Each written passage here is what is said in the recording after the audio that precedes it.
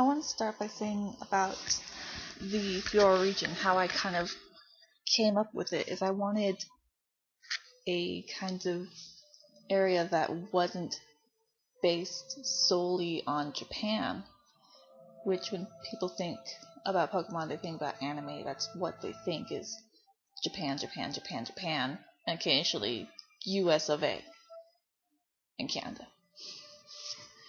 So I wanted something different. I wanted to go to a sort of idea that nobody really goes to anymore. I want it to be very sort of Italian themed, but I didn't know how well that would be received until the Renaissance Fair idea came up, and I forget who suggested that, but I really should thank them, because it sort of cemented that idea that yes, this is what we're going to do.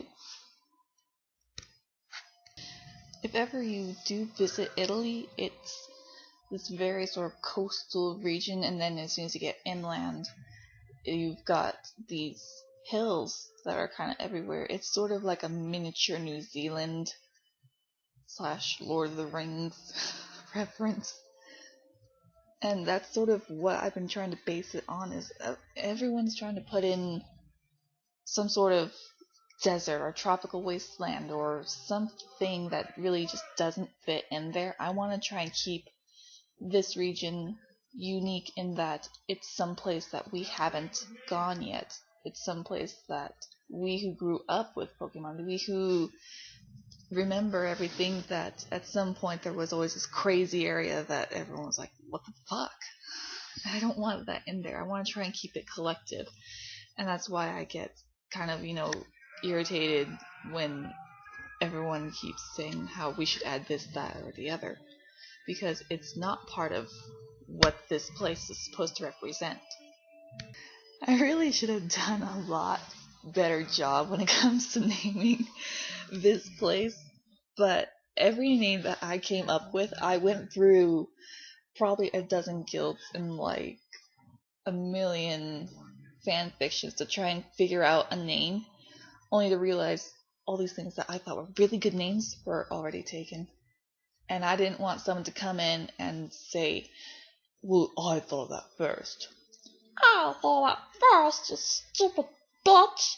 And that's how I imagine everyone to sound like, is they're either a little bit deeper than me, or they sound like they're on helium. But I didn't want someone to come in and say, well, it's not original, because I want this, again, to be a unique and memorable and very different sort of area. I'm actually really, really terrible when it comes to things like administration and running stuff, because I am that person that's very indecisive, that goes, well, if you guys take the lead, like, just assign me a part and I'll do it. So running my own thing it's very different. And I'm sort of still on shaky ground. This is year 2, but actually for my guild running schemes, it's probably like year 7. Because I kept stopping halfway, that my ideas would just die off and nobody really wanted to do it. So I had to work out, what can I do to sort of make it enjoyable, but still not like let everyone go crazy that there's no one wants to play with anyone else. And so I came up with just these crazy sets of rules that I'm still trying to kind of clear up and make more efficient, if that makes any sense. So I'm still looking at things that are going on right now and what doesn't work, what is working, and trying to kind of just piece together how I can make it better, how I can sort of make this feel like, yeah, I can see these characters perfectly, as if I was reading the manga, as if I was watching the anime, as if I was the author, the producer, whatever, on the set. One of the things I like to do is I like to, every once in a while, when we have an event coming up, I just want to give the reins back to the guild members and see what you guys come up with, because it's good for me to know what everyone's tastes are, what their preferences are, what they really want, what they like, what works. And I think it's good for you guys, because it kind of gives you back this sort of power, this idea that I am this character. I can be part of this story. I can sort of go outside my norms, my usuals, and I can see this whole thing and have everyone kind of come together on my idea. I think it's really good for that because in a way it sort of unites us and it kind of shows me what I need to be doing. One of the number one things that everyone likes to suggest whenever we have holiday events coming up, we had the Halloween, we had Christmas so far. I think those are the only actual international sorts of holidays that we've had. I'm trying to find more Italian and more Euro holidays to kind of come up with, but the number one thing that everyone comes up with that they want to do is a dance. And I don't like doing them because then what do I do for Valentine's Day? It's very that's my backup for Valentine's Day, is just to have a dance, because dances are supposed to be this getting close, getting intimate, not getting intimate, but just getting closer emotionally idea. And you express it physically with a dance. But dances are expensive and clothing is expensive. I don't want it to be this sort of area where that's all we do. I want to sort of go outside the box. I want to do more than just that. And it's kind of hard because now we have so many mainstream ideas of what a holiday should be. And you don't see people going outside the box very much anymore because we've done these things for so long.